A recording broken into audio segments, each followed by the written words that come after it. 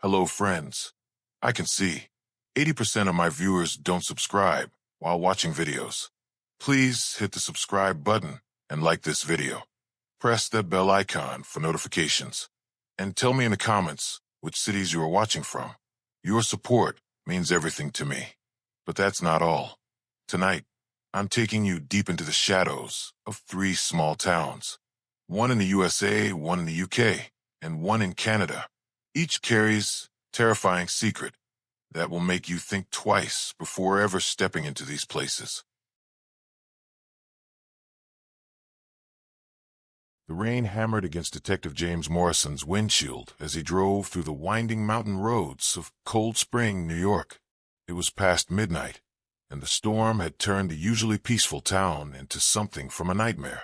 Lightning split the sky, illuminating the dense forest that pressed against both sides of Highway 9D like dark, grasping fingers.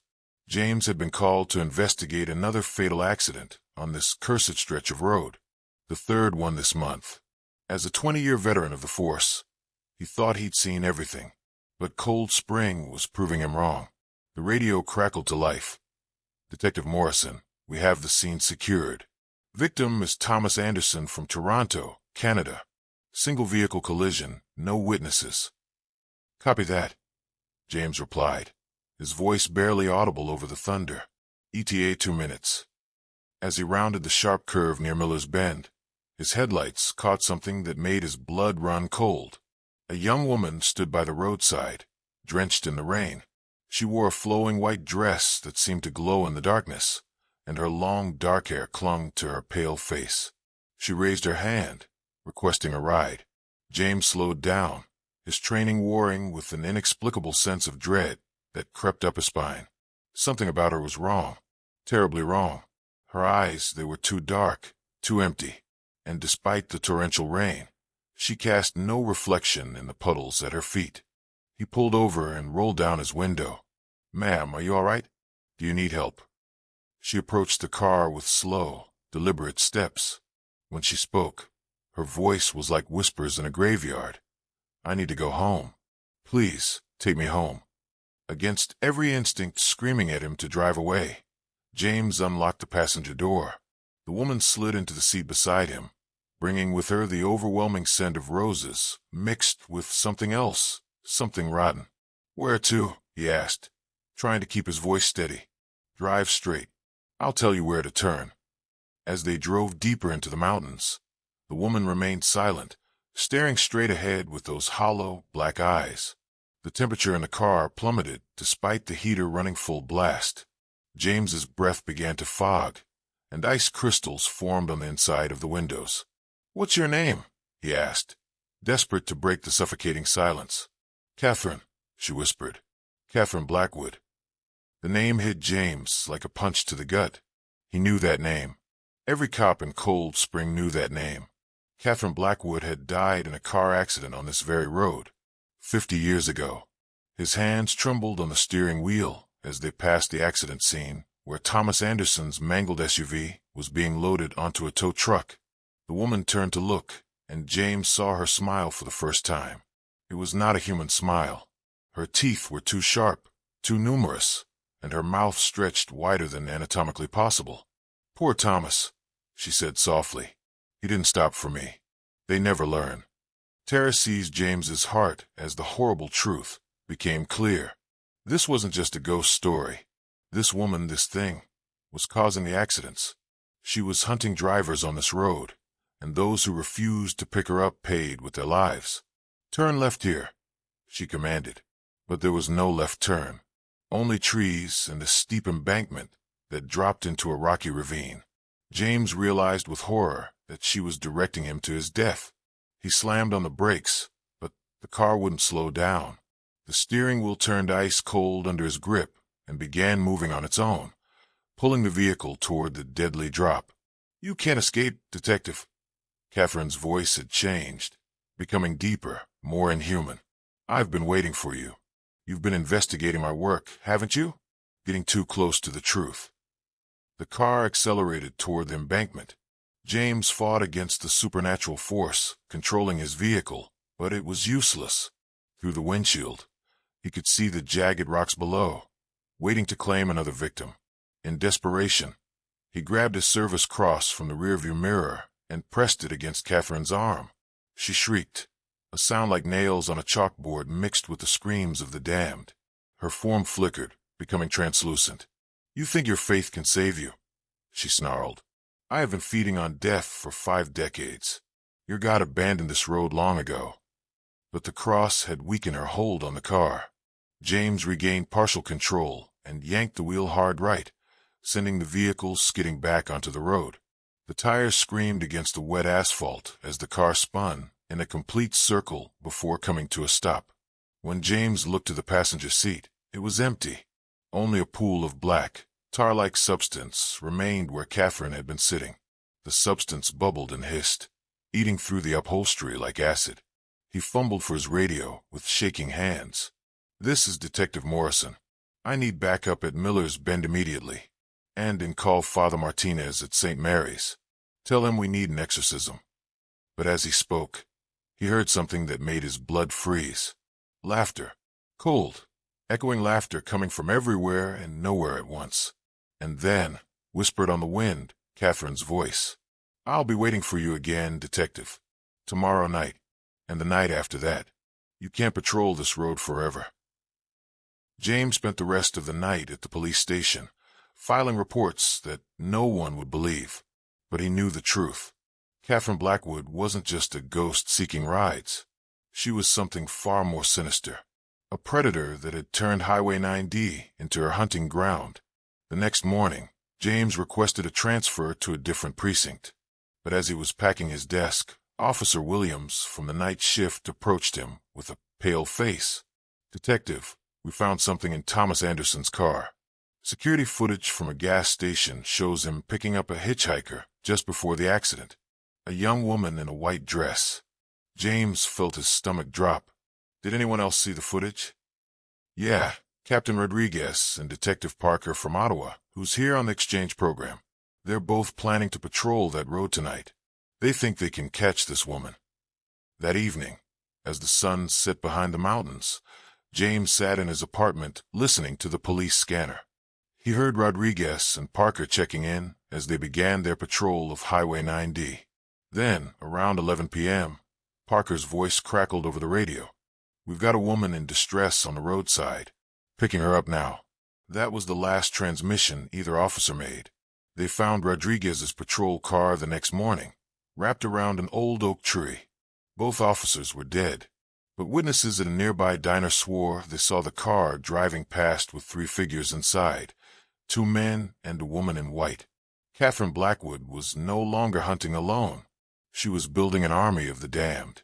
James tried to leave Cold Spring that very day, but something wouldn't let him go.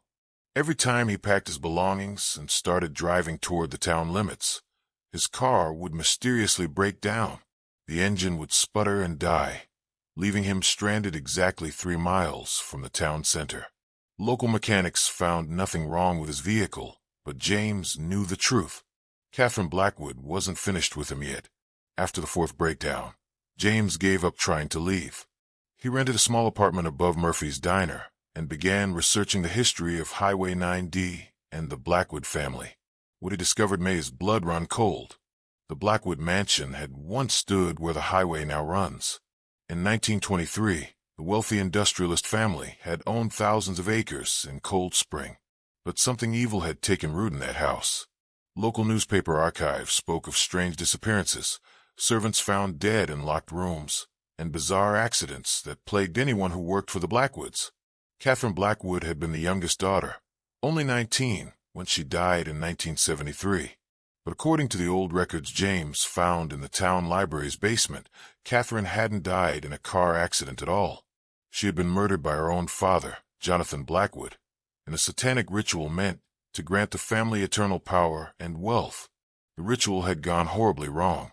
Instead of binding Catherine's soul to serve the family, it had transformed her into something monstrous. She had killed every member of her family that same night, their bodies found drained of blood with expressions of pure terror frozen on their faces. The authorities had covered up the truth, claiming Catherine died in a car accident and that the family had moved away. But the locals knew better. They had burned the Blackwood mansion to the ground and built a highway over its ashes, hoping to contain the evil beneath layers of concrete and steel. They had been wrong, terribly wrong. As James delved deeper into his research, more people began disappearing on Highway 9D. Not just tourists and travelers, but locals too. Margaret Thompson, a nurse from Manchester who had been driving home from her night shift at the hospital. David Chun, a businessman from Vancouver visiting his sister in town. Even Father Martinez, the priest James had called for help, vanished while driving to bless the road. Each disappearance followed the same pattern. Security cameras would show the victim picking up a hitchhiker in a white dress. Then the car would veer off the road at Miller's Bend, always at the exact spot where the Blackwood Mansion's front gate had once stood. But the bodies were never found in the wreckage. The cars would be empty, twisted metal and broken glass marking the spot where another soul had been claimed. The only trace left behind was that same black, tar-like substance that ate through everything it touched. 1 month after Rodriguez and Parker's deaths, James received an unexpected visitor. Dr. Eleanor Whitmore, a paranormal researcher from the University of Edinburgh, knocked on his apartment door at exactly midnight. "Detective Morrison," she said, her British accent crisp despite the late hour. "I've been tracking supernatural activities across North America, and Cold Spring has caught my attention. I believe you've encountered something that shouldn't exist in our world." James invited her in, desperate to speak with someone who might actually believe his story. Dr. Whitmore listened intently as he recounted everything that had happened, taking detailed notes in a leather-bound journal. "What you are describing isn't a simple haunting," she said when he finished. "Catherine Blackwood has become what we call a soul harvester. The ritual that created her has given her the ability to steal life force from her victims and add their spirits to her collection. She's building an army of the damned, and each soul she claims makes her more powerful. How do we stop her?" James asked. Dr. Whitmore's expression darkened. "We need to find her anchor.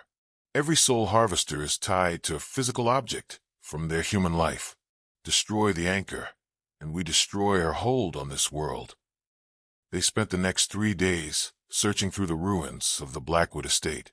Using ground-penetrating radar equipment Dr. Whitmore had brought from Scotland, they discovered the mansion's foundation still existed beneath the highway, but accessing it would require excavating through 6 feet of concrete and steel.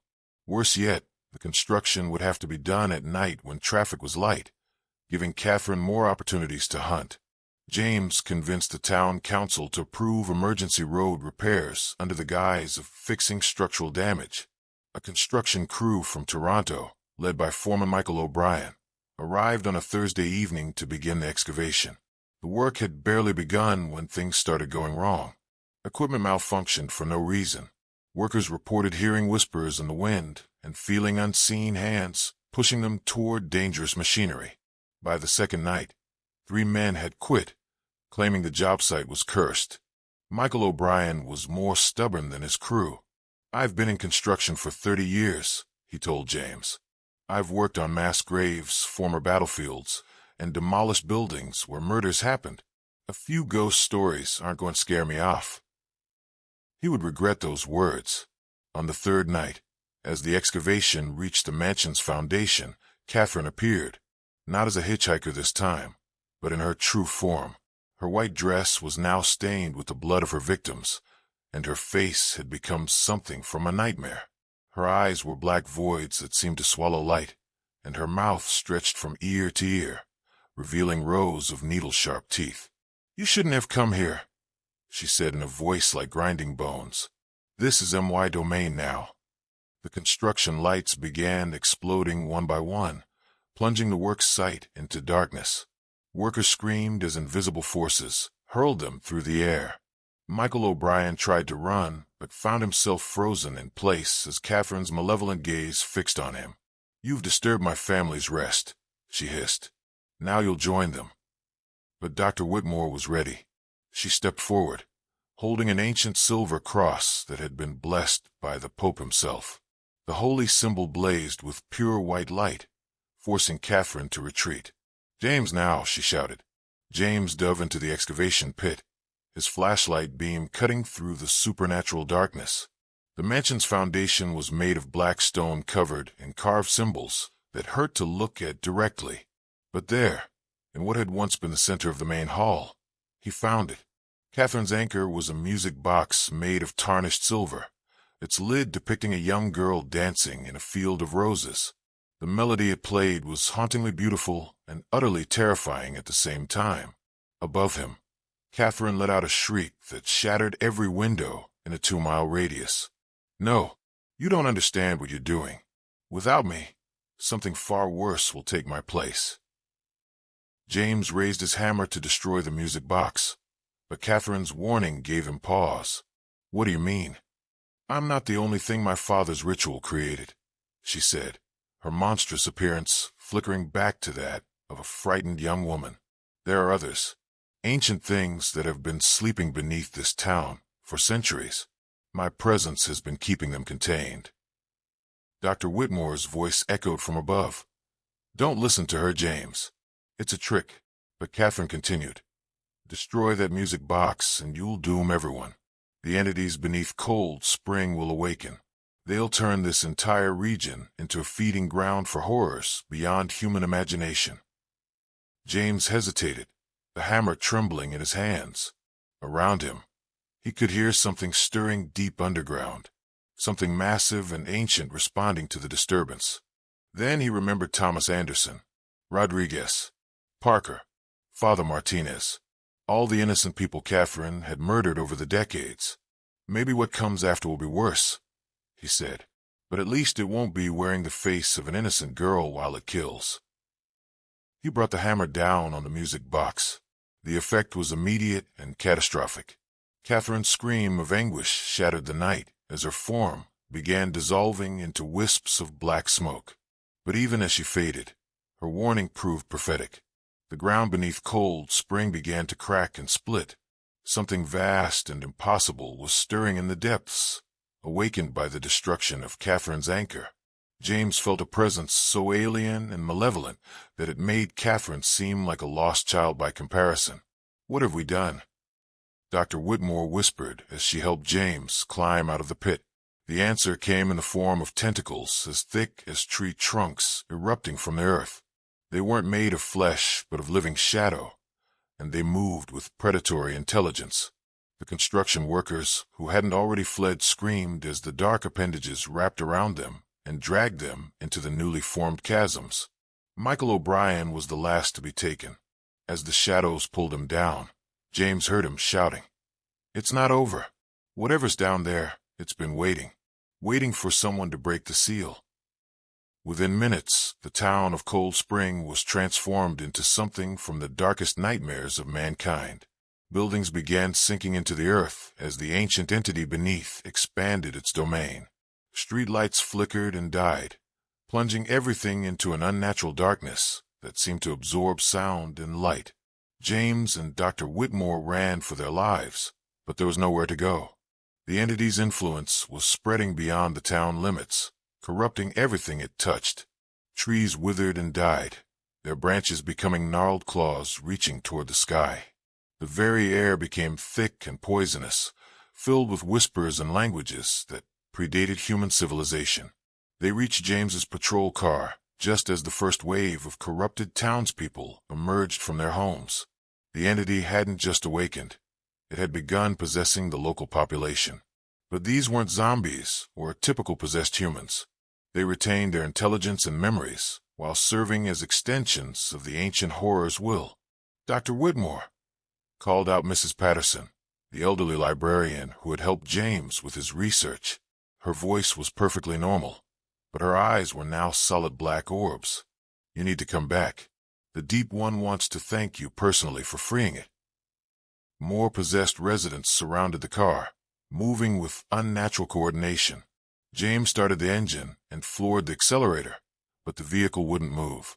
The entity had learned to manipulate machinery, just as Catherine had. "There's only one way out of this," Dr. Whitmore said grimly. She pulled out a small device that looked like a modified radio. "This is an experimental beacon designed to contact other paranormal researchers. If we can reach my colleagues in London, they might be able to help. She activated the device, and static filled the air. Then a voice came through. Eleanor? Is that you? We've been monitoring massive supernatural disturbances across the Atlantic. Half of North America just went dark on our instruments. Professor Aldrich. Dr. Whitmore shouted into the device. We need immediate evacuation from Cold Spring, New York. We've accidentally released something that makes Catherine Blackwood look like a saint. Impossible. Our satellites show that area is completely empty. No buildings, no roads, no signs of human habitation. According to our readings, Cold Spring doesn't exist. James felt his blood turn to ice. The entity wasn't just corrupting the town. It was erasing it from reality itself. Soon, no one would remember that Cold Spring had ever existed, trapping everyone inside this pocket dimension of horror forever. But Catherine Blackwood had one final surprise. As the possessed townspeople closed in on their car, a familiar figure appeared in the headlights. Catherine stood there in her white dress, but something was different. The malevolent aura was gone, replaced by something else. Determination, maybe even redemption. I told you destroying my anchor would doom everyone, she said, approaching the car. But I never said I couldn't help fix the mistake. You're supposed to be dead, Dr. Whitmore said. I am dead, have been for 50 years. But my father's ritual didn't just bind me to that music box. It bound me to this land itself. The Deep One may have consumed my anchor, but I still have one final card to play. Catherine placed her hands on the hood of the patrol car, and suddenly the engine roared to life. But more than that, James could feel the vehicle changing, becoming something more than mere metal and machinery. This car is now under my protection, Catherine said. It can travel between dimensions, through time if necessary. I can get you out of Cold Spring, but there's a price. What price? James asked, though he suspected he already knew. One of you has to stay behind and help me contain the Deep One. My power alone isn't enough, but combined with a living human's will, we might be able to create a new seal, a better one. Dr. Whitmore immediately volunteered, but James stopped her. No, this is my responsibility. I destroyed the music box. I'll face the consequences. Noble, Catherine said with what might have been approval, but unnecessary. I have a better idea. She gestured toward the possessed townspeople surrounding them. The Deep One's control over them isn't absolute. If we can break its hold on enough people, we can turn its own power against it, but we'll need bait to draw it to the surface. James realized what she was suggesting. You want us to drive straight toward it. The Deep One feeds on fear and despair. If we can show a hope instead, real human courage in the face of impossible odds, it might be enough to weaken it, give the townspeople a chance to break free. It was insane, suicidal, but as James looked around at the nightmare Cold Spring had become, he knew it was their only chance. Dr. Whitmore, can you contact your people again? She nodded, raising the communication device. Professor Aldrich, we need you to monitor this frequency. If our plan works, Cold Spring should begin reappearing on your instruments. When it does, send every paranormal researcher, exorcist, and occult specialist you can find. We're going to need all the help we can get. Catherine smiled, and for a moment she looked like the innocent young woman she had been in life. 50 years I've been trapped in darkness, hunting innocent people to feed an endless hunger. Maybe it's time I remembered what it feels like to be human. She climbed into the back seat of the patrol car, and immediately the temperature dropped 20 degrees. But this time, the cold felt protective rather than menacing. Drive toward the center of town, she instructed. Whatever you see, whatever tries to stop us, don't slow down. The Deep One will throw everything it has at us. James put the car in drive and headed straight into the heart of the supernatural storm that Cold Spring had become. The possessed townspeople threw themselves at the vehicle, but Catherine's protection held. They bounced off the car like it was surrounded by an invisible barrier. But as they got closer to the town center, the attacks became more sophisticated. The Deep One began warping reality itself, creating impossible obstacles. The road twisted into loops and spirals that defied physics. Buildings grew teeth and tried to bite the car as they passed. The sky rained blood that hissed and steamed when it hit the windshield. Through it all, Catherine maintained her protection, but James could see the effort was costing her. She was growing more translucent with each mile, her spiritual energy burning away like a candle in a hurricane. Finally, they reached what had once been the town square. Now it was a massive crater filled with writhing shadows and tentacles as thick as subway trains. At the center, something vast and incomprehensible was rising from depths that shouldn't exist. The Deep One was unlike anything James had ever imagined. It wasn't just a creature. It was a living piece of the void between stars, a fragment of the cosmic darkness that existed before light and matter. Looking at it directly caused physical pain, as if his brain was trying to process something it wasn't designed to understand. "This is it," Catherine said, her voice barely audible. "I'm going to drop the car's protection and merge my remaining energy with yours, Detective. When I do, you'll become temporarily psychic. Use that power to broadcast a message of hope to everyone in Cold Spring. Remind them who they are, what they're fighting for. What about you?" "I'll finally get to rest. My father bound me to this place with chains of guilt and rage. But choosing to save people instead of hunting them, that's broken those chains. I can feel it." James nodded, understanding. "Any last words for the world?" Catherine was quiet for a long moment. Then she said, "Tell them that redemption is always possible, even for monsters like me. Even in the darkest places, there's always a choice between hope and despair." She placed her hand on James's shoulder, and power flooded through him like liquid lightning. Suddenly, he could feel the minds of everyone in Cold Spring, all trapped in their own private hells as the Deep One fed on their terror. But he could also feel their strength, their love for their families, their determination to survive, their very human refusal to give up even in the face of impossible odds. James broadcast those feelings outward, amplifying them with Catherine's spiritual energy. One by one, the townspeople began breaking free from the Deep One's control. Mrs. Patterson blinked her eyes, and they were brown again instead of black. Michael O'Brien pulled himself out of the crater, his construction workers' stubborn pride intact. The Deep One let out a roar that shattered dimensions, but it was no longer a sound of triumph. It was the scream of something ancient and evil facing its first real defeat in millennia. As more people broke free, their combined will created a new seal around the entity. Not the twisted binding of Jonathan Blackwood's satanic ritual, but something clean and bright and human. The Deep One fought against it, but hope proved stronger than fear. Catherine smiled as she faded away completely. "Thank you, Detective, for giving me a chance to be human again." Then she was gone, leaving only the faint scent of roses in the air. The Deep One sank back into the depths, contained once more. The cracks in reality began healing themselves. Cold Spring slowly returned to normal, though the townspeople would carry the memories of that night forever. Dr. Whitmore's communication device crackled to life. "Eleanor, we can see Cold Spring again. Are you safe?" "We're safe," she replied, looking at James with newfound respect. "But we've learned something important tonight. Sometimes the real monsters are the ones who create other monsters, and sometimes even monsters can choose to be heroes." James drove them back to his apartment as the sun rose over Cold Spring. The town looked peaceful in the morning light, almost normal except for the construction barriers around what had been the excavation site. "What happens now?" he asked. "Now we rebuild," Dr. Whitmore said. "The townspeople will need counseling. The site will need proper protective wards. And we'll need to make sure nothing like this ever happens again." And Catherine, she found her peace. That's more than most spirits ever get.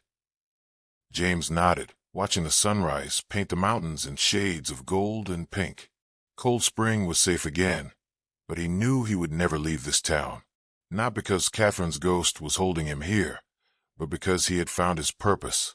Some roads need guardians, Some places need protectors who understand the darkness that lurks beneath the surface of the world.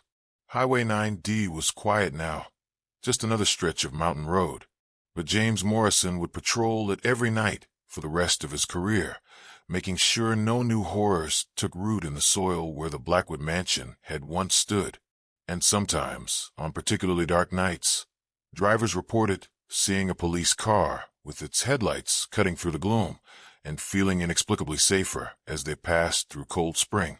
Because Detective James Morrison had learned that the best way to fight monsters isn't with weapons or holy symbols. It's with hope, and the simple human choice to stand between the darkness and the innocent, no matter the cost.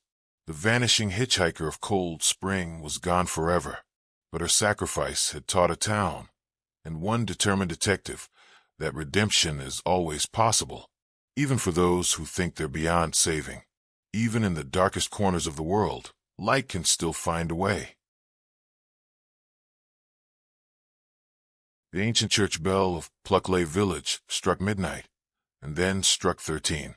Professor James Whitmore had come to Kent for academic research, not for ghost hunting. The distinguished folklore scholar from Oxford had spent months collecting oral histories from England's most haunted locations. But as he stood at the entrance to Coffin Lane, the narrow path locals called the Whispering Lane, he felt something he hadn't experienced in his 40 years of rational inquiry. Pure, unfiltered terror. His research assistant, Caroline Brennan from Dublin, checked her equipment one final time. The electromagnetic field detector in her hands buzzed erratically. The digital thermometer showed the temperature had dropped 15 degrees in the last 10 minutes. Most disturbing of all, the audio recorder designed to capture paranormal voices had started recording on its own. "Professor," Caroline whispered, her Irish accent thick with nervousness, "perhaps we should return during daylight hours." But James had not traveled from London to retreat now. The local historian, elderly MRS, Margaret Ashford, had been very specific in her warnings. After sunset, no villager dared walk Coffin Lane alone. The whispers always began softly, like distant conversation carried on the wind. Then they grew closer, more personal, more dangerous. The last person who walked this lane at night, Mrs. Ashford had told them over afternoon tea, was Detective Inspector Thomas Bradley from Scotland Yard. He came here 3 months ago investigating reports of supernatural disturbances. He entered Coffin Lane at 11:30 in the evening. She paused to sip her tea, her weathered hands trembling slightly. They found him the next morning, sitting against the old oak tree at the lane's end. His hair had turned completely white. He kept repeating the same phrase over and over. "They know my name. They know my name." The poor man was transferred to a psychiatric facility in Canterbury. He hasn't spoken a coherent word since. Now, standing at the threshold of that same lane, James felt his scientific skepticism wavering. The narrow path stretched ahead like a dark tunnel. Ancient hedgerows rose on both sides, their twisted branches forming a canopy that blocked out the moon. The only light came from Caroline's flashlight, and even that seemed dimmer here, as if the darkness itself was absorbing the illumination. They took their first steps into Coffin Lane. The ground beneath their feet was soft, almost spongy. James realized with growing unease that they were walking on centuries of fallen leaves, leaves that never seemed to decay completely. The air smelled of damp earth and something else, something sweet and rotting. "Do you hear that?" Caroline whispered after they had walked for perhaps 2 minutes. James stopped, listened.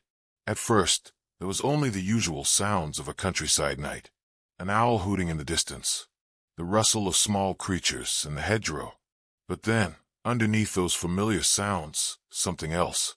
Voices, very faint, very distant, like people having a conversation just beyond the edge of hearing. James strained to make out the words, but they remained frustratingly unclear. The voices seemed to be coming from behind them, then in front, then from within the hedgerows themselves. "It's probably just the wind," he said, though his voice lacked conviction. Sound can play tricks in a place like this.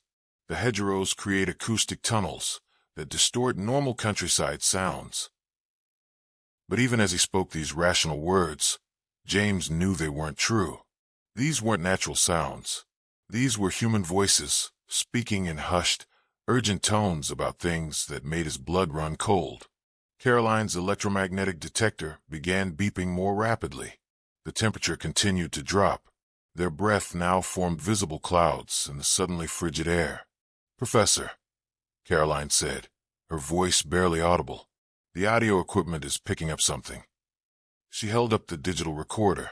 Through the small speaker, they could hear the whispers more clearly now. Two distinct voices, one adult, one younger, having what sounded like a lesson or a tutorial. "Remember," said the adult voice, crisp and clear through the static. "The velocity of a falling object increases as it approaches the ground. The impact force is determined by mass multiplied by acceleration." "Yes, Miss Harriet," replied the younger voice. "But what happens to the human body at the moment of impact?"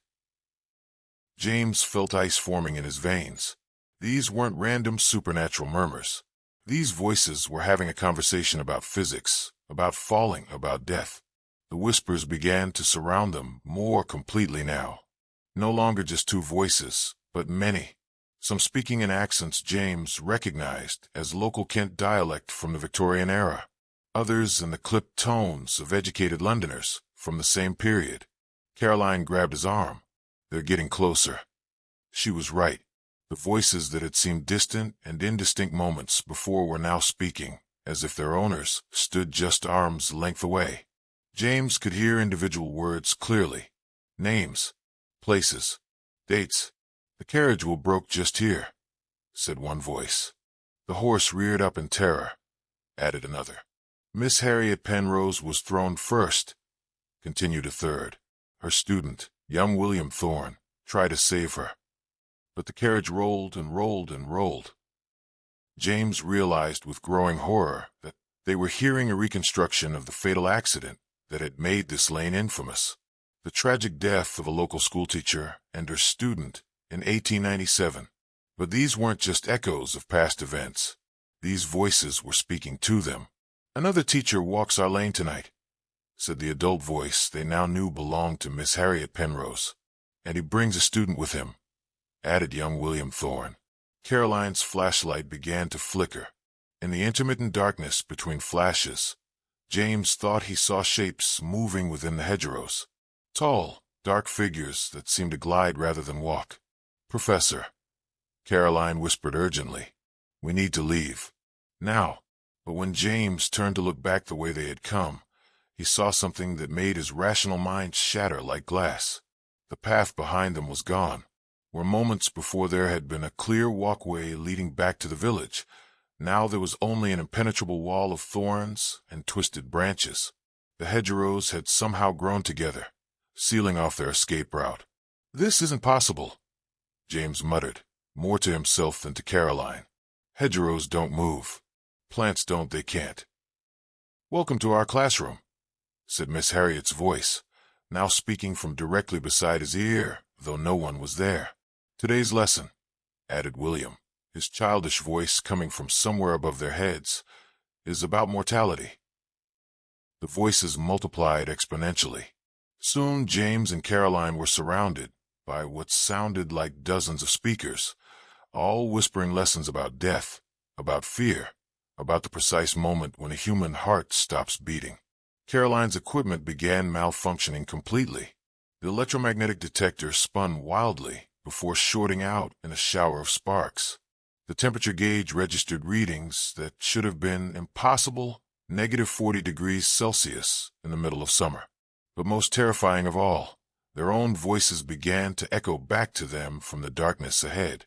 "Professor, perhaps we should return during daylight hours," they heard Caroline's voice saying, though her lips weren't moving. "It's probably just the wind," came James's voice in response, speaking words he hadn't yet said. They were hearing their own conversation being repeated back to them, but slightly differently. In these echoed versions, their voices sounded terrified, desperate, as if they were experiencing something far worse than what was happening now. "Run," whispered a new voice, one that sounded exactly like Detective Inspector Bradley. "Run while you still can." but there was nowhere to run. The path behind them remained blocked. The path ahead led deeper into darkness. The hedgerows on either side seemed to pulse with malevolent life. James made a decision that went against every instinct of his scientific training. He reached into his jacket and pulled out the small silver cross his grandmother had given him decades ago. He hadn't worn it since childhood, but something had compelled him to bring it on this research trip. "I don't know if you can hear me," he said aloud, addressing the darkness around them. "But we mean no harm. We came here seeking knowledge, not to disturb your rest." The whispering stopped. The sudden silence was somehow more terrifying than the voices had been. In that absolute quiet, James could hear his own heartbeat thundering in his ears, Caroline's shallow, frightened breathing, and underneath it all, the sound of footsteps approaching through the leaves. Slow, deliberate, purposeful. Caroline's flashlight suddenly blazed with brilliant light, illuminating the lane for 50 meters in both directions. What they saw in that moment of clarity would haunt them for the rest of their lives. The path was filled with figures, dozens of them, standing silent and motionless throughout the lane. Men, women, and children from different time periods, all united by one common characteristic. They had all died violent, sudden deaths. James could see the fatal wounds on many of them, the carriage accident victims, those who had perished in the Black Death, soldiers from various wars who had somehow found their way to this terrible place. But at the front of this ghostly assembly stood two figures more solid and present than the rest. A woman in Victorian dress, her neck bent at an unnatural angle. Beside her, a boy of perhaps 12, his small hand reaching up to hold hers. "Miss Harriet Penrose and William Thorne, you seek knowledge," Miss Harriet said, her voice now clear and strong. "Very well. Let us teach you." What happened next defied every law of physics and psychology that James had spent his career studying. The assembled spirits began to share their death experiences directly into his mind, not through words or images, but through pure, unfiltered sensation. He felt the terror of the carriage passengers as their vehicle overturned, the crushing weight of falling timber from a long-ago fire, the suffocating panic of plague victims, the sharp, burning pain of a sword thrust. Death after death after death, experienced in seconds that felt like hours. Caroline collapsed first, overwhelmed by the psychic assault. James tried to reach for her, but found himself paralyzed by the continuing flood of mortal experiences. "Now you understand," said William's young voice. "Death comes for everyone, rich or poor, educated or ignorant, ready or unwilling. The only question," added Miss Harriet, "is whether you join us here in the lane or carry our lesson back to the world of the living." James felt his consciousness beginning to fragment under the weight of so many death experiences. Part of him wanted to surrender, to become another whispered voice in Coffin Lane's terrible choir. It would be so easy to simply let go. But something deep within him rebelled. His grandmother's cross grew warm in his clenched fist. With enormous effort, he forced himself to speak. "I understand your lesson," he said through gritted teeth. "Death is universal, inevitable, but so is life, and life fights back." He pulled Caroline to her feet, supporting her unconscious weight. Step by agonizing step, he began walking forward through the assembled spirits. They didn't try to stop him physically, but their whispered voices followed his every movement. "You cannot escape knowledge once gained," Miss Harriet called after him. "We will always be with you now," added William. James didn't reply. He focused all his energy on placing one foot in front of the other, carrying Caroline toward what he hoped was the end of the lane. The spirits parted before him like a dark sea, their hollow eyes tracking his progress. After what felt like hours, but was probably only minutes, James saw something that filled him with desperate hope. Streetlights. The warm yellow glow of modern electric illumination, marking the boundary between the supernatural realm of Coffin Lane and the ordinary world of Pluckley Village. He stumbled out of the darkness and onto the familiar cobblestones of the village square. Behind them, Coffin Lane had returned to its normal appearance, Just a narrow country path between hedgerows. No voices. No spirits. No impossible barriers. Caroline regained consciousness as James set her down on a wooden bench beside the village green. Her first words were a question that made his blood freeze. "Professor, how long were we in that lane?" James checked his watch. It showed 12:47 a.m. They had entered Coffin Lane at midnight. 47 minutes had passed in what felt like several hours. But as he was about to answer Caroline's question, he noticed something that made him question his perception of time entirely. The village square was exactly as they had left it, except for one detail. The war memorial in the center of the green, which had shown only names from the First and Second World Wars, now bore 2 additional inscriptions at the bottom. Professor James Whitmore, died October 22nd, 2023. Caroline Brennan, died October 22nd, 2023. James grabbed Caroline's wrist and checked her pulse. Strong and steady. He pressed his own fingers to his neck. His heart was beating normally. They were alive. They were definitely alive. But according to the memorial, according to whatever force governed Coffin Lane, they had died in there. They had become part of the terrible lesson about mortality that the lane taught to anyone brave or foolish enough to enter after dark. As they sat in stunned silence, processing what they had experienced, James heard something that made his newfound relief evaporate completely.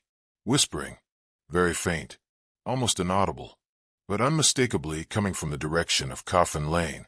2 voices speaking in urgent, frightened tones. "Professor, perhaps we should return during daylight hours. It's probably just the wind. Sound can play tricks in a place like this." New visitors had entered the lane. The terrible cycle was beginning again. James started to rise, thinking he should warn them, but Caroline grabbed his arm. "Don't," she whispered. "Look at your hands." James looked down and felt his sanity crack like thin ice. His hands were translucent. He could see the bench through his own flesh. Caroline was fading too, becoming more and more see-through with each passing second. The truth hit him with devastating clarity. They hadn't escaped Coffin Lane. They were still part of it. The memorial wasn't wrong. They had died in there. What sat on this bench were just echoes, replaying the moments after their death, while their real selves joined Miss Harriet and William in their eternal classroom.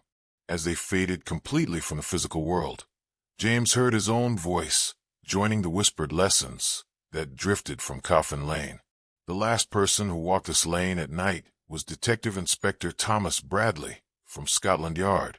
But before him came Professor James Whitmore and his research assistant Caroline Brennan from Dublin. They thought they could study the supernatural. Instead, they became part of it. "Welcome to our classroom." Miss Harriet's voice drifted across the village square. "Today's lesson is about mortality, and class is always in session." The ancient church bell of Pluckley Village struck 1 o'clock in the morning. In Coffin Lane, the whispering continued. It would continue until dawn, and then begin again when darkness fell. Because in the most haunted village in England, some lessons are taught forever. The wind howled across the empty prairies of Saskatchewan, carrying with it whispers of a tale that most people refuse to believe. In the heart of Canada's vast wilderness lies a forgotten railway track, where the boundary between the living and the dead becomes dangerously thin. The locals speak in hushed tones, their voices trembling as they recount stories passed down through generations, stories that have turned grown men into believers and skeptics into victims. James Crawford had heard the stories all his life. Growing up in nearby Saskatoon, the 28-year-old photographer dismissed them as small-town folklore designed to attract tourists to an otherwise forgotten corner of the world. His grandfather had told him about the lights when he was just 7 years old, describing them as the souls of railway workers who had died building the transcontinental line. His mother, Patricia, had forbidden such talk at the dinner table, calling it nonsense that gave children nightmares. But when his editor, Margaret Sullivan, assigned him to investigate the mysterious ghost lights of St. Louis for Canadian Geographic magazine, James found himself driving down Highway 2 on a bitter October night, his camera equipment rattling in the passenger's seat, like bones in a coffin. The assignment had come with a substantial bonus, enough money to finally buy the apartment in Toronto he had been dreaming about, enough to convince him that one night in a haunted railway town was worth the risk. The drive from Saskatoon took 3 hours, through increasingly desolate landscape. Wheat fields stretched endlessly on both sides of the highway, broken only by abandoned farmhouses whose broken windows stared like empty eye sockets into the darkness. The radio had lost signal 2 hours ago, leaving only static and the occasional burst of French-language emergency broadcasts that he couldn't understand. His GPS showed his destination as a grade surrounded by nothing, a town that barely existed in the digital age. The abandoned town of St. Louis sat like a wound in the landscape, once a thriving railway hub that had boasted 2 hotels, a general store, and a population of nearly 400 souls. Now only a handful of buildings remained standing, their broken windows staring blindly into the darkness like the eyes of corpses. The railway tracks stretched endlessly in both directions, disappearing into the black void of Canadian night like 2 silver threads connecting this world to the next. James parked his car near the old station platform, the engine ticking as it cooled in the frigid air. The temperature had dropped to -15 degrees Celsius, and his breath formed thick clouds that hung in the still air like miniature ghosts. The silence was absolute, broken only by the distant cry of a coyote and the occasional crack of settling wood from the abandoned buildings. He checked his watch, 11:47 p.m. According to local legend, the lights appeared between midnight and 3 a.m., when the barrier between worlds grew thinnest. As he unpacked his telephoto lens, James thought about the research he had done in the weeks leading up to this assignment. He had interviewed 17 people who claimed to have seen the lights, ranging from skeptical urban explorers to terrified locals who refused to drive past the town after dark. The stories always mentioned the same details: glowing orbs that swayed like lanterns, moving along the tracks as if carried by invisible hands. Some witnesses claimed they could hear footsteps. Others reported a low humming sound that seemed to come from underground, like the vibration of an approaching train that never arrived. The most persistent legend involved Thomas Mackenzie, a 42-year-old railway worker from Scotland who had immigrated to Canada in 1926 with dreams of building a new life for his wife, Catherine, and their 2 young children. On December 15, 1928, during the worst blizzard in Saskatchewan history, Thomas had been working alone to clear ice from a switch junction when a freight train rounded the curve without warning. The engineer, blinded by the swirling snow, never saw the lone figure on the tracks until it was too late. According to the accident report that James had found in the provincial archives, Thomas had been decapitated instantly, his head thrown nearly 50 meters from his body by the impact. The train crew spent 3 hours searching the snow-covered tracks, but his head was never found. Local folklore insisted that his headless spirit still walked the tracks every night, carrying his work lantern, searching eternally for what he had lost so that he could finally rest in peace. But Thomas wasn't the only tragedy associated with these tracks. James had discovered records of 17 other deaths along this stretch of railway between 1885 and 1978, when the line was finally abandoned. Workers killed in construction accidents, hobos who froze to death in boxcars, a family of 5 who died when their automobile stalled on the crossing during a winter storm. Each death had added another layer to the legend, another soul trapped between worlds. James positioned himself about 50 meters from the tracks, setting up his tripod with practiced precision on a small rise that gave him a clear view in both directions. The digital camera's LCD screen glowed softly in the darkness, its light barely penetrating the thick prairie night that seemed to press against him like a living thing. He adjusted the settings for long exposure photography, hoping to capture whatever phenomenon had terrorized this community for nearly a century. The wind picked up, sending a chill through his heavy winter coat that seemed to reach his bones. James had brought thermos of coffee, sandwiches, and enough equipment to document anything unusual. But now, sitting alone in this desolate place, he began to question the wisdom of his decision. The nearest town was 30 kilometers away, and his cell phone showed no signal, leaving him completely cut off from civilization. Minutes crawled by like hours. The temperature continued to drop, and James could feel the moisture in his nostrils beginning to freeze with each breath. He pulled his jacket tighter, wondering if this assignment would prove to be a waste of time, just another wild goose chase in pursuit of tourist legends and local folklore. He had spent too many nights in supposedly haunted locations, abandoned hospitals, old battlefields, crumbling mansions, only to return home with nothing but empty photographs and mosquito bites. But this place felt different. There was an oppressive quality to silence, as if the very air was holding its breath, waiting for something to happen. The darkness seemed deeper here, more absolute than natural night should be, and James found himself checking over his shoulder every few minutes, unable to shake the feeling that something was watching him from the shadows of the abandoned buildings. Then, at exactly 12:17 a.m., something changed. A faint glow appeared far down the tracks to his left, barely visible at first, like a dying ember in the distance. James felt his pulse quicken as he peered through the camera's viewfinder, adjusting the focus ring with fingers that had begun to tremble for more than just the cold. The light seemed to pulse gently, growing brighter and dimmer in a rhythmic pattern that reminded him of breathing, or a heartbeat, or the rhythm of someone walking. The glow began to move. It drifted slowly along the railway tracks, maintaining a steady height about 6 feet above the rusted rails, the exact height a man might carry a lantern while walking.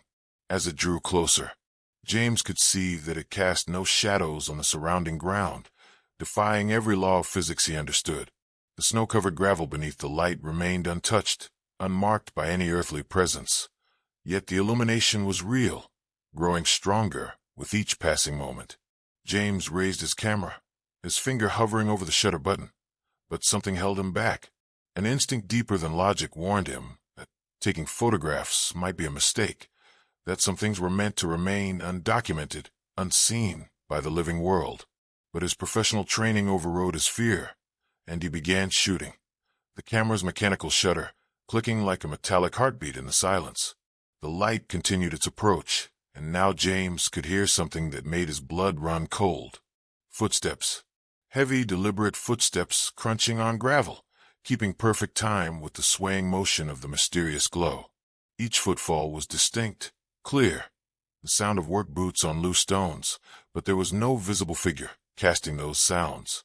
The footsteps had weight, presence, reality, while the source remained invisible, existing somewhere between the physical and spiritual worlds. When the light reached a point directly in front of him, it stopped. James held his breath, afraid that even the slightest movement might shatter this impossible moment. The glow pulsed more intensely now, and he could swear he felt eyes watching him from within that ethereal radiance, ancient eyes filled with sadness and desperate longing. The temperature around him dropped another 10 degrees, and frost began forming on his camera equipment, creating intricate patterns of ice crystals that looked almost like writing, like messages spelled out in a language he couldn't read. Through the viewfinder, James could see more details in the light, shapes and shadows that suggested a human form without ever quite resolving into one. There was something heartbreaking about the way the light swayed, a gentle, searching motion that spoke of eternal loneliness, of a soul trapped between worlds, unable to find rest, unable to move on to whatever lay beyond. Suddenly, a second light appeared. This one emerged from the darkness to his right, moving with the same purposeful yet aimless gait, accompanied by its own set of invisible footsteps. The new arrival was dimmer than the first, flickering more erratically, as if its connection to this world was weaker, more tenuous. As it approached, James heard something that made his flesh crawl, the sound of labored breathing, wet and raspy, like someone drowning in their own blood. Then a third light materialized. Within moments, 7 distinct orbs of light were moving along the tracks, each one swaying at a different rhythm, creating a ghostly parade that seemed to stretch back through time itself. The sound of footsteps multiplied, overlapping into a cacophony of invisible marchers, heavy boots, lighter shoes, the shuffle of someone injured or dying, all heading in the same direction along the abandoned railway, like commuters on some supernatural transit system. James finally managed to press the shutter button repeatedly, the camera's flash illuminating the scene for split seconds at a time. In those brief moments of artificial daylight, he saw something that would haunt him for the rest of his life. The lights disappeared completely in the camera flash, but shadows remained. 7 human-shaped shadows stretched across the gravel, each one missing its head, each shadow perfectly proportioned except for the jagged, torn edge where a neck should connect to a skull. The shadows moved independently during each flash, some walking, others stumbling, one crawling on hands and knees, all searching, all lost, all damned to wander these tracks until their missing pieces could be found and restored. In the darkness between flashes, the lights returned, but now James could see them for what they truly were. Lanterns carried by headless railway workers, doomed to patrol the tracks where they had died, looking for their severed heads so they could finally rest in peace. When the flash faded, the lights resumed their journey, moving away from James toward the eastern horizon. He watched in stunned silence as they gradually dimmed and vanished, leaving only the empty tracks and the sound of wind through dead grass, and something else, something that made his hands shake as he packed up his equipment. In the distance, barely audible, he could hear the sound of a train whistle, long and mournful, calling across the years, calling the dead back to work. The photographer sat in his car for 20 minutes, hands shaking as he reviewed the images on his camera's display screen. Every photograph showed the same thing, empty railway tracks under a starless sky. But the shadows were there, faint but unmistakable, 7 headless figures frozen in their eternal march, their arms reaching, their postures suggesting desperate searching, endless longing for something they would never find. But there was something else in the photographs, something that made James slam the car door and start the engine with trembling fingers. In the background of several images, barely visible in the enhanced shadows, stood an 8th figure. This one was different from the others. It faced the camera directly, and unlike its companions, the shadow had a head that seemed to be looking directly at James through the photograph, staring at him with an intensity that transcended death itself. James drove back to Saskatoon in a daze, his speedometer reading 130 kilometers per hour as he fled the haunted railway, arriving at his apartment as the sun painted the eastern sky pale gold. He couldn't shake the feeling that something had followed him, that the 8th figure had somehow attached itself to him through the photographs, creating a connection between the world of the living and the realm of the restless dead. He uploaded the photographs to his computer, enhancing them with professional software, hoping to find some rational explanation for what he had witnessed. Instead, he discovered something worse. In the background of one image, barely visible in the enhanced shadows, the 8th figure was holding something in its raised hand, something round, about the size of a human head, and when James increased the contrast and sharpened the image, he could make out features, eyes, a mouth open and a silent scream. The head belonged to Thomas Mackenzie. James had seen photographs of Thomas in the railway company archives, a stern-faced man with kind eyes and calloused hands, a man who had died trying to keep the trains running safely through a winter storm. But the head in the photograph was different, corrupted by nearly a century of death, its features twisted into an expression of absolute rage, eyes burning with supernatural fury, mouth open in a curse that transcended language itself. When he enlarged the image further, James noticed something that made him slam the laptop shut and pace his apartment for hours. The figure wasn't just holding Thomas's head, it was offering it, extending it toward the camera like a gift, like an invitation, like a trade. One head for another, one soul for another, one life for another. That night, James dreamed of walking along the railway tracks, carrying a lantern in his right hand, feeling the weight of it, smelling the kerosene, hearing the glass chimney rattle with each step.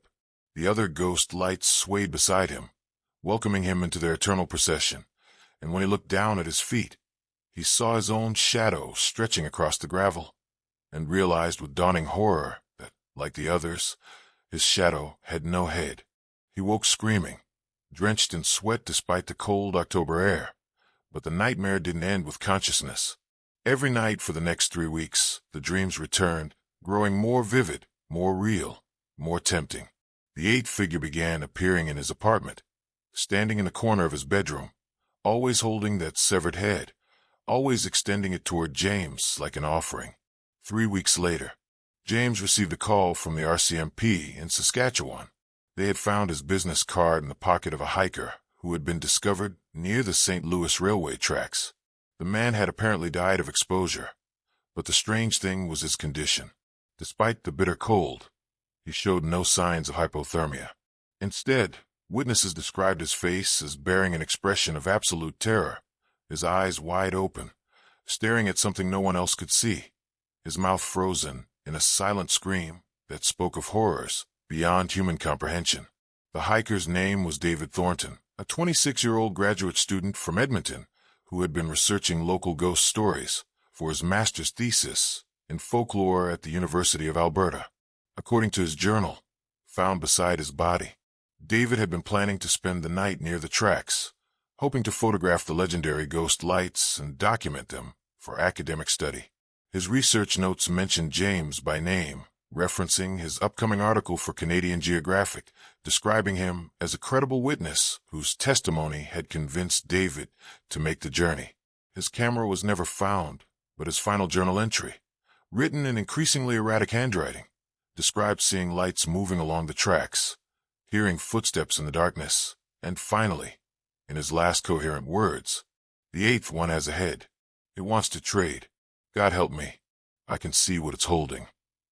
James never returned to St. Louis, but the shadow figure from his photograph began appearing everywhere, not just in dreams, but in reflections, in windows, in the dark corners of his peripheral vision. Night after night, he would find himself standing on those abandoned tracks, watching the ghostly parade pass by, feeling the terrible weight of the lantern in his hand, understanding with growing clarity that his fate had been sealed the moment he pressed the shutter button. The nightmares continued for months, growing more vivid with each passing night. James started avoiding sleep, surviving on coffee and determination and pure stubborn will, but exhaustion eventually claimed him. His work suffered, his relationships crumbled, his health deteriorated as the boundary between dream and reality began to blur beyond recognition. Margaret Sullivan, his editor, became increasingly concerned about his mental state. The article about the ghost lights had never materialized, and James had stopped returning her calls, stopped coming into the office, stopped responding to emails. When she finally visited his apartment, she found him sitting at his computer, staring at the enhanced photographs, muttering about trades and heads and railway workers who never found peace. On the anniversary of his visit to St. Louis, exactly 1 year to the day, James fell asleep at his desk, his head pillowed on a stack of unprocessed photographs, his dreams finally claiming him completely. In his final nightmare, he found himself walking along the railway tracks, carrying a lantern in his right hand, feeling the cold metal handle, smelling the burning kerosene, hearing his own footsteps crunching on gravel as he joined the eternal procession of the headless dead. When he looked down at his feet, he saw his own shadow stretching across the gravel, and realized with the last flicker of his sanity that, like the others, his shadow had no head. But unlike the others, he knew exactly where his head had gone, because he could see the eighth figure walking ahead of him, carrying James Crawford's severed head like a trophy, like proof of another successful trade, another soul claimed by the ghost lights of St. Louis. James Crawford disappeared from his Saskatoon apartment on October 15th. Exactly 1 year after his encounter with the ghost lights. Police found his door unlocked, his camera equipment neatly arranged on the dining table like an offering, and a single photograph pinned to the wall with a railway spike driven through its center. It showed the abandoned railway tracks of St. Louis, empty except for 8 swaying lights in the distance, moving in perfect formation, heading east toward the sunrise that would never warm their restless souls. But locals who knew the old stories counted carefully, and swore they could see a 9th light beginning to form, newer and brighter than the rest, still learning to move in perfect synchronization with the ghostly parade that continues to haunt the forgotten railway tracks of St. Louis, Saskatchewan. The lights still appear on cold October nights, drawing curious visitors from across Canada and beyond, photographers and ghost hunters and thrill seekers who think they can document the supernatural without becoming part of it. But the people of nearby towns have learned to warn travelers about one crucial detail that the tourism brochures never mention.